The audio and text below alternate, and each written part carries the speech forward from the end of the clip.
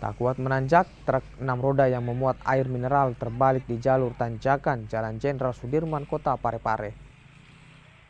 Akibatnya, muatan truk berhamburan dan memenuhi ruas jalan. Sementara kernet mobil mengalami luka dan dilarikan ke rumah sakit.